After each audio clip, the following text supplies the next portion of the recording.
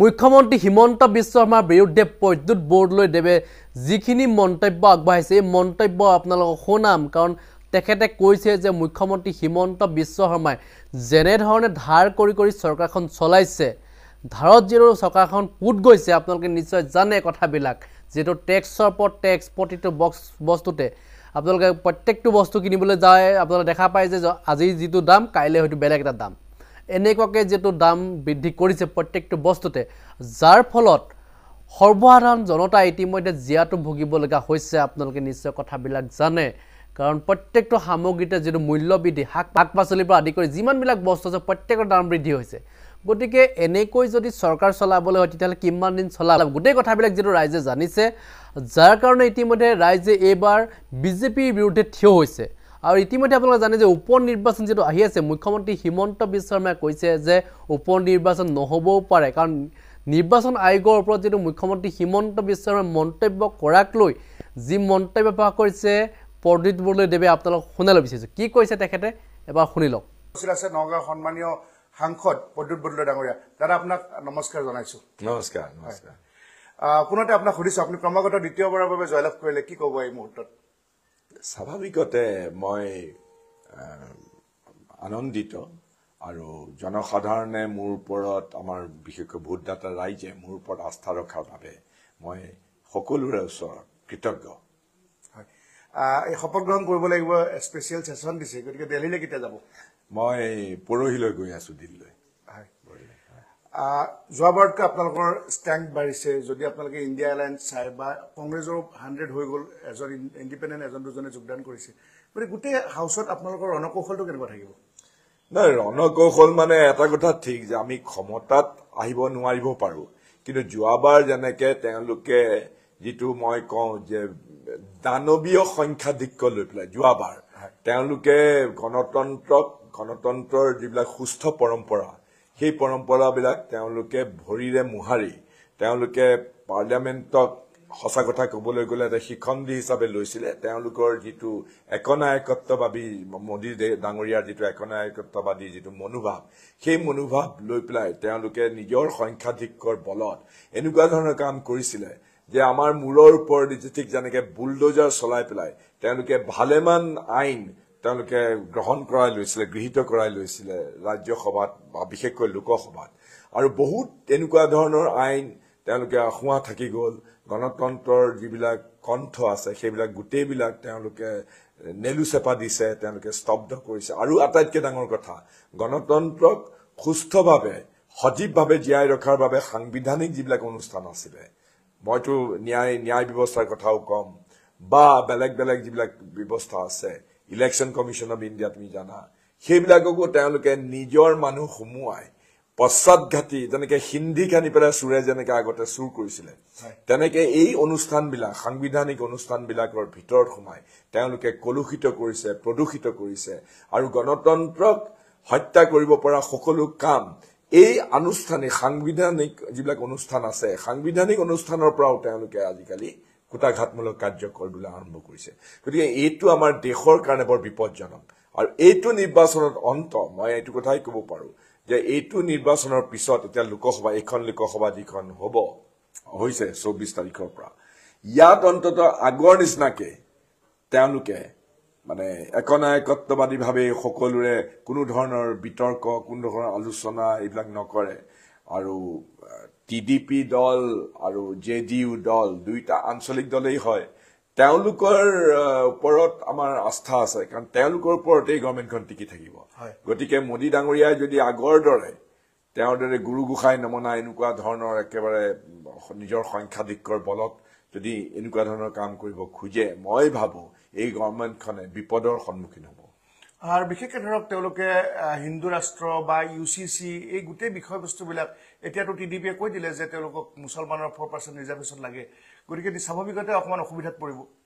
নিশ্চয় পৰিব তেওঁলোকৰ যিটো আগৰ ধান্দা আছিলে সেই ধান্দা এতিয়া তেওঁলোকৰ নৰজিব আপুনি যোৱাকালিও ভাষণত যেতিয়া আপোনাৰ অজিত ভূঞা ডাঙৰীয়া বা হিৰেণ গোহাঁই ডাঙৰীয়াৰ সৈতে সম্বৰ্ধনা জনাইছিলে আপুনি কৈছিলে যে সংখ্যালঘু ৰাইজক অসমত বিজেপি চৰকাৰে বিশেষকৈ ডক্টৰ হিমন্ত বিশ্ব শৰ্মাই পাঞ্চিং বেগৰ দৰে ব্যৱহাৰ কৰে নিশ্চয় এইটোতো 2016 চনৰ পৰা আমাৰ অসমৰ যিসকল ধৰ্মীয় সংখ্যালঘু বিশেষকৈ মুছলমানসকলক হিমন্ত বিশ্ব শৰ্মাই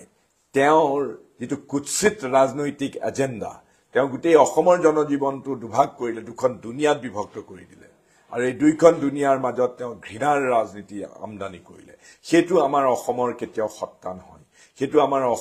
অসমীয়া মানুহৰ কেতিয়াও দৰ্শন হ'ব নোৱাৰে। গতিকে বিজতৰীয়া দৰ্শন আনি পেলাই তেওঁ আমাৰ মানুহক ভাগ ভাগ কৰি পেলাই আমাৰ মানুহখিনিক দুৰ্বল কৰি অসমখনক দুৰ্বল কৰি অসমখনক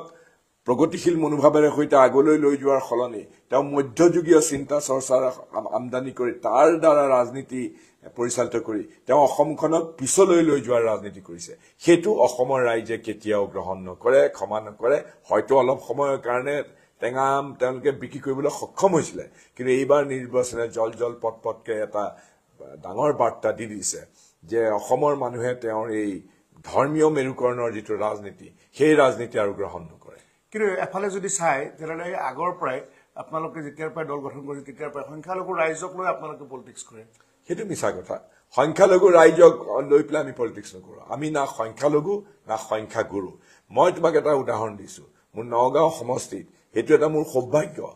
আৰু সঁচা কথা ক'বলৈ গ'লে মই খুব আৰু বেছি মই বিনয়ী আৰু দায়িত্বশীল হৈ পৰিছোঁ, কাৰণ মোক ধৰ্মীয় সংখ্যালঘুৱেতো ভোট দিছেই, কিন্তু সংখ্যাগুৰুৱেও মোক ভোট দিছে। গতিকে এই যে আমাৰ মাজত যে ভাগ কৰিলে সেই ভাগটো তেওঁলোকৰ বিজেপিৰ যিটো বিভাজনৰ ৰাজনীতি সেইটো নৰজিল। হয়, মুখ্যমন্ত্ৰী নিৰ্বাচনৰ ফলাফল ঘোষণাৰ পিছত কৈছিলে যে আমি 93 লিড লৈছোঁ অসমত। গতিকে তেনেকুৱা হিচাপত চোৱা যায় যদি আমিও এটা হিচাপ কৰিছিলোঁ, প্ৰায় আপোনালোকে 35খনমান আসনত লিড লৈছিলে বিৰোধী ঐক্য মঞ্চৰ ফালৰ পৰা। গতিকে 26ৰ কাৰণে আপোনালোকে কি ষ্ট্ৰেটেজি থাকিব? নহয়, চোৱা বিপুল, 26ৰ কাৰণে মানে মানুহ ইতিমধ্যে অতিষ্ঠ হৈছে। সদায় কিবা লোভ প্ৰলোভন, অৰুণোদয় 1200 টকা সোমাব, অমুক হ'ব তমুক হ'ব দি পেলাই তেওঁলোকে নিৰ্বাচনী বৈতৰণি কৰাৰ ৰাজনীতি এতিয়া গৈ যাব। তেওঁলোকে অসমক লৈ এতিয়া উন্নয়নৰ ৰাজনীতি কৰিবই লাগিব, আৰু উন্নয়ন মানে সঁচা উন্নয়ন, এনেকে এই বাহিৰে ৰং চং ভিতৰি কোৱা ভাতৰি বুলি নহয়। আৰু তেওঁলোকে প্ৰতি মাহে এইখন চৰকাৰ হিমন্ত বিশ্ব শৰ্মাই যে এই যে বজাৰৰ পৰা, ৰিজাৰ্ভ বেংকৰ পৰা বা অন্য ফিনান্সিয়েল ইনষ্টিটিউশ্যনছ বিলাকৰ পৰা ধাৰ কৰি অসমৰ অসমৰ অৰ্থনৈতিক ব্যৱস্থাটো চলাই আছে, এইটোৱে আমাৰ অসমৰ মানুহক, অসমৰ জনসাধাৰণক, বিশেষকৈ আমাৰ উত্তৰ পুৰুষক, আমাৰ নতুন প্ৰজন্মক, উঠি অহা প্ৰজন্মক এটা বৰ বিপদৰ গহ্বৰলৈ ঠেলি দিছে। হয়, সেইকাৰণে মই কৈছোঁ যে 26ৰ বিধানসভা এতিয়া ধৰক পঞ্চায়ত ইলেকশ্যন আছে, তাৰপিছত বিধানসভা ইলেকশ্যন আছে। গতিকে গৌৰৱ গগৈ সেইদিনাখন কৈছিলে যে মোক অসমতে দায়িত্ব দিব লাগে, ৰাজস্থানৰ দায়িত্ব দিব নালাগে, CWCও কাটি দিব লাগিলে। আপুনি কি ক'ব? নাই, গৌৰৱৰ নিশ্চয় যোগ্যতা আছে, আৰু আমি চবেই মিলি পেলাই, গৌৰৱেতো অকলে কৰিব নোৱাৰিব, গতিকে আমি চবেই মিলি পেলাই অসমখনক চবেই মিলি পেলাই আমি অসমখনক উদ্ধাৰ কৰিব লাগিব। এতিয়া মুখ্যমন্ত্ৰীয়ে কৈছে যে বাই ইলেকশ্যন নহ'বও পাৰে। তেওঁ ভয় খাইছে ইলেকশ্যন পাতিবলৈ, এতিয়া ভাবিছে যে বেগতিক হৈছে, গতিকে তেওঁ ভয় খাইছে, গতিকে এনেকুৱা ধৰণৰ কথা কৈছে। কিন্তু তেওঁ কোন আচলতে নিৰ্বাচন পাতিব নে নাই? তেওঁ ইলেকশ্যন কমিশ্যন অফ ইণ্ডিয়া নেকি? ইলেকশ্যন কমিশ্যনৰ এইটো সাংবিধানিক দায়িত্ব আছে। যেতিয়া আমাৰ MLA সকলে, যিসকল MLA ধৰা হেৰিলৈ গৈছে, পাৰ্লিয়ামেণ্টলৈ গৈছে, তেওঁলোকে পদত্যাগ কৰিছে, খালী কৰি ৰাখিব নোৱাৰে ইলেকশ্যন কমিশ্যনে। 6 মাহৰ ভিতৰত সেই খালী হোৱা আসন পূৰণ কৰিবৰ কাৰণে ইলেকশ্যন কমিশ্যনে বাই ইলেকশ্যন পাতিবই লাগিব। এতিয়া তেওঁ মানে হিমন্ত বিশ্ব শৰ্মাই ইলেকশ্যন কমিশ্যনকো নিজৰ জেপত সোমোৱাই থোৱাৰ এনেকুৱা ধৰণৰ অহংকাৰী কথা ক'বলৈ আৰম্ভ কৰিছে। আপুনি কি ভাবে এবাৰ নিৰ্বাচন আয়োগ বা বিশেষকৈ মুখ্যমন্ত্ৰী ডাঙৰীয়াই কয় আমি ডিলিমিটেশ্যন কৰিলোঁ, ডিলিমিটেশ্যনৰ ফলত কাৰ লাভ হ'ল? মই যে কৈছোঁ, এই যে সাংবিধানিক অনুষ্ঠানবিলাক যে ভিতৰি হিন্দী খানি পেলাই যে গোটেই চৰকাৰৰ পক্ষত চৰকাৰে যি ইচ্ছা যায় তাকে ব্যৱহাৰ কৰিছে। ডিলিমিটেশ্যনৰটো চাৰ্জাৰীবিলাক যিবিলাক কৰিছে তেওঁ ৰাজনৈতিক উদ্দেশ্য প্ৰণোদিত মনোভাৱ লৈ পেলাই, সেইবিলাকতো ইলেকশ্যন কমিশ্যনে দেখোন সেইবিলাক একেবাৰে যি দিছে তাকে মানি লৈ পেলাই ঘোষণা কৰি দিলে। এতিয়া ইলেকশ্যন কমিশ্যনৰ কান্ধত বন্দুক থৈ পেলাই হিমন্ত বিশ্ব শৰ্মাই এই গোটেই ডিলিমিটেশ্যনটো কৰিলে। শেষত সুধিছোঁ যে 3খন আসন আপোনালোকে জিকিলে, আৰু আব্দুল খালেক ডাঙৰীয়াৰ যিটো প্ৰতিনিধিত্ব কৰিছিলে বৰপেটাখন আপোনাৰ হাৰিলে, বা হাফিজ চৌধুৰী, অমিত চৌধুৰী কম ভোটত হাৰিলে। ভূপেন বৰাৰ নেতৃত্বত আপুনি সফল হৈছে বুলি ভাবিলে? নিশ্চয়। ভূপেন বৰাই এটা কথা ক'বই লাগিব, ভূপেন বৰাই আজি আমি যে AIUDFৰ বিৰুদ্ধে এই যে আমি একদম খুব কঠোৰ দৃষ্টিভংগী ললো আৰু AIUDF কাৰণ AIUDFৰ অৱস্থিতি বা তেওঁলোকৰ এই যিটো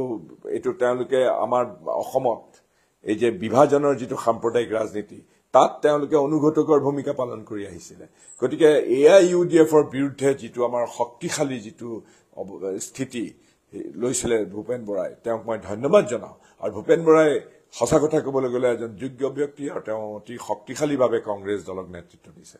ছাৰ আপুনি বহুত দিনৰ পৰা ৰাজনীতি কৰি আছে আপুনি কনফিডেন্ট নে যে 26ত আপোনাৰ চৰকাৰ কৰিব পাৰিব কনফিডেন্ট খালি আমি আমাৰ কিছুমান দুৰ্বলতা নোহোৱা নহয় সেই দুৰ্বলতা আমি আত্মবিশ্লেষণৰ যোগেদি আমি আমাৰ সুৰুঙাবিলাক আমাৰ ক'ত আমাৰ ভুল হৈ গ'ল আৰু ৰাইজৰ লগত আমি কেতিয়াবা যদি গণবিচ্ছিন্ন হৈছো সেইবিলাক আমি শুধৰাই লৈ পেলাই শক্তিশালীভাৱে সবেই যুদ্ধ ক্ষেত্ৰত নামি পৰিব লাগিব এইখিনি সময় দিয়াৰ বাবে আপোনাক থেংক ইউ বহুত বহুত ধন্যবাদ